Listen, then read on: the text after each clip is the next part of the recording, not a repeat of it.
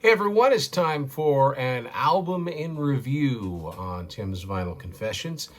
Today I'm going back to 1974 for the second album from Montrose and Paper Money. This, of course, follow up to the landmark debut album, an album which eventually went platinum and had several songs covered by other artists, considered to be one of the earliest American heavy metal albums, or what we called heavy metal back then, or what they called. I wasn't calling anything because I was born the year this album came out. But this album, generally considered to be the weaker of the two that featured Sammy Hagar in lead vocals. And if you listen to it, it has its moments. It's not a complete failure. Most people agree that I Got the Fire is the equal of anything on that first album. It's been covered several times as well. There's other good songs on here, like The Dreamer is a really good, heavy one. Space Age Sacrifice is good. The title song is good. It's about half a really good album.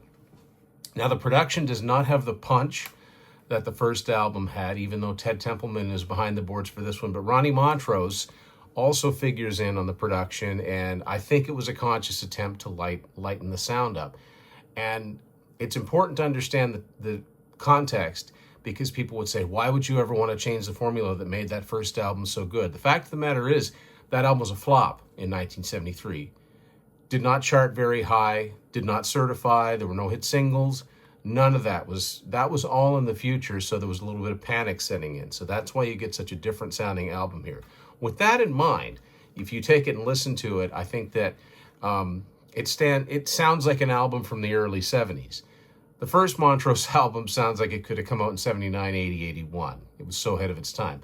Not every album can do that. This is just a pretty good early 70s rock album. Some of it's hard rock.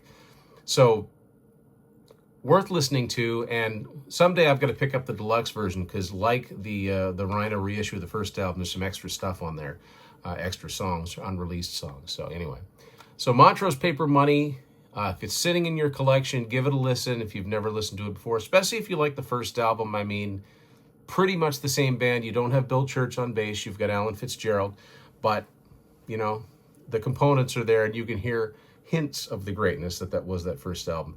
I also want to say, because Ted Templeman did co-produce this album, if you're interested, I highly recommend checking out Greg Renoff's book, Ted Templeman, A Platinum Producer's Life in Music. It's essentially Ted's autobiography as told to Greg, and I'm going to post the link below to the interview I did with Greg when that book came out. So thanks for watching an album in review on Tim's Vinyl Confessions.